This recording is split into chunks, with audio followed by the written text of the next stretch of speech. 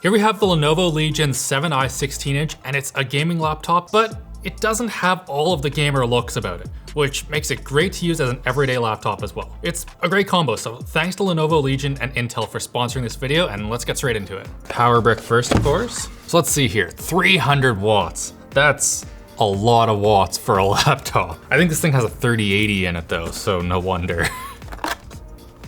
Oh, got a sticker. Okay, here we go though. There's the main event. Let's have a little look at the I/O here. So headphone jack, Thunderbolt 4, love to see that. We also have our power input, USB-A, 3 of them, HDMI 2.1. We also have another Thunderbolt 4 port right here, full-size Ethernet, and then USB Type-C, not Thunderbolt, and it looks like a little webcam hardware shutoff. The look overall is not too over the top for a gaming machine. It just seems like it's all mostly stamped aluminum with some plastic stuff. I think that this right here is plastic, but along here is all metal. Build quality is fantastic. This thing is, like I said, pretty much all aluminum. Very stiff around the whole thing. No complaints. It's also just set up in like a logical way for a laptop. Like we've got a nice big trackpad, very generous keyboard, even has num keys. I know some people love those. The real star of the show here though is the display. What I love most about this display is the 16:10. It's the sort of thing where it adds a lot of versatility to the laptop, where you're able to do things like web browsing, using Word, spreadsheets. Basically all of your productivity crap is a lot easier to do on a display like this as opposed to 16:10. But then you also have the 165 hertz and it makes everything smoother. Oh, and it also has G-Sync support. Oh, this one's a 3060. I thought we had the 3080 one, Jono. I guess it is good. We get to see how this one holds up as opposed to the 3080 version that I've already used before and is expectedly incredibly fast. Let's just do a full rundown of the specs here. So we have an Intel Core i7 11800H, so that's 8 cores, 4.6 gigahertz max turbo. So we also have 16 gigabytes of RAM, 3200 mega transfers per second, 512 gigabyte SSD. I would probably spec it with a little bit more if you want a bunch of games, but we'll see if we can upgrade that later. For Wi-Fi, we have Intel Wi-Fi 6 AX201. So that is basically the best Wi-Fi card that you can get. And our RTX 3060. This right here looks like it's the 6 gigabyte version. So this is what I would probably recommend that you get. It's the kind of thing where this chassis will handle a 3080 or a 3070. It's not going to care, it can do the cooling. I believe this is vapor chamber cooled. But as a laptop, I would much rather have a 3060 in it because it's gonna be fine for playing all of your games. It can, most likely we'll see in a bit, but do 1440p, 165 hertz in the majority of things, and G-Sync will help you out if it can't quite. And then you don't have to worry about it being super loud or being super power hungry when you're on battery and so on. I think 3060 is where I would go with this one. Lenovo Legion specifically said in their notes that they want some high octane gameplay for this. So should we turn over the farm in Valheim, Jono? Yeah. We should probably make this guy some clothing first. Haven't really used him yet. So we've got a bunch of carrots here. Well, a bunch of carrot seeds actually. Here we go. We're getting 98 FPS while planting carrots. Lenovo also has their Legion AI engine. So that basically just allows you to, well, it decides when it needs to be loud and quiet and so on. You basically don't have to screw around with Windows power management profiles. And I lost about 30 FPS. Let's go back to auto so it can just figure out what it needs to do. Yeah, now we're back up to 90 FPS. That's a lot better. So silent mode does work. Yeah, it just doesn't make your performance great. So overall, I would say that that was an excellent seed planting experience. I still have 65 carrot seeds, but those can be for another day. 3060 is doing great, as expected. I am seeing some dips to like 70, 60 FPS, not really a problem, and it is absolutely cranked right now, so I'm sure that if I wanted to, I could easily get an extra 30-40 FPS from it by just turning off a couple of kind of dumb settings. There's a situation though where like, this screen just looks so good. At this size, you really do not need 4K, and with this GPU, you could not run 4K, like just full stop, it wouldn't do it. But it's pretty happy running 1440p, and it looks great. Like, it's real nice and bright, colors are good, 165 Hertz. That's probably my favorite bit, along with the G-Sync, which means that like, we are dropping to like 70, 60 FPS in spots, but the whole thing still feels smooth and there's no tearing or crap, so you're not noticing it. I don't know if you saw that, but down in the bottom right corner, a little pop-up came up that said display mode, dedicated GPU mode only, which is awesome because this has a dedicated mux switch. And I think that that means that it has NVIDIA Optimus Plus or 2. Whatever the crap it is, doesn't matter.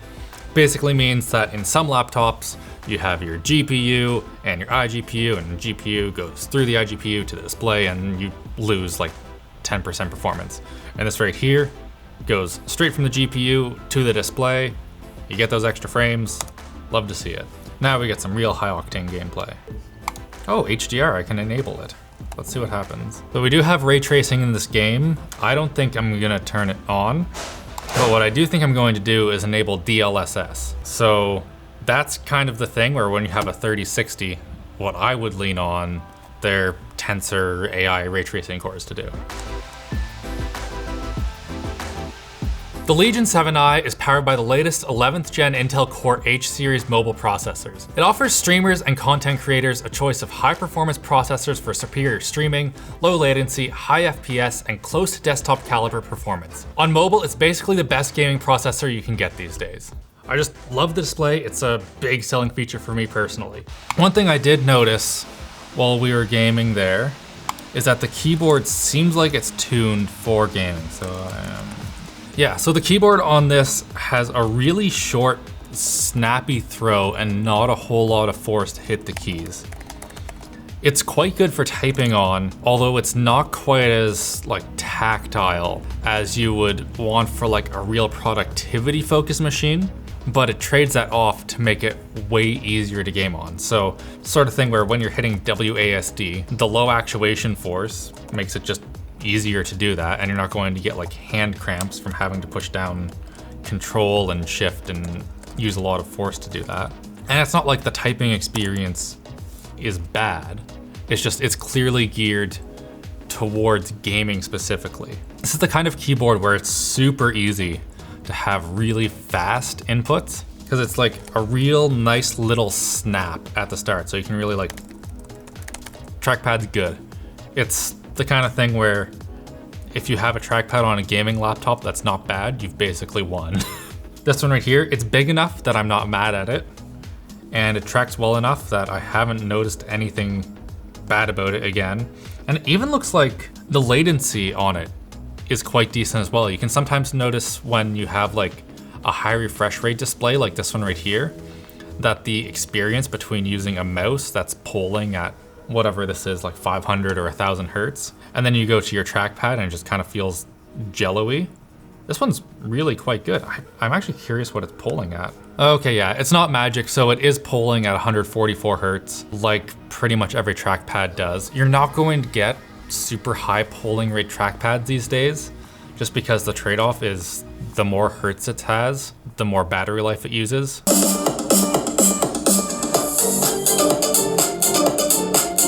Okay. That's not bad. They're like a bit on the muddy side, but there is some bass there, which is a lot more than you can say about most laptop speakers. I would say adequate. Heck yeah, look at that. 80 megabytes per second over Wi-Fi. That Wi-Fi 6 card is pretty legit. Oh, one thing that I forgot to talk about before that I really like about this laptop are the markings here for the I/O. They light up when you have it on, and it makes plugging stuff in when you're looking like back and around way easier. That was a very simple disassembly, just some Phillips head screws. Now, this looks like a pretty typical stamped aluminum part. which is fine.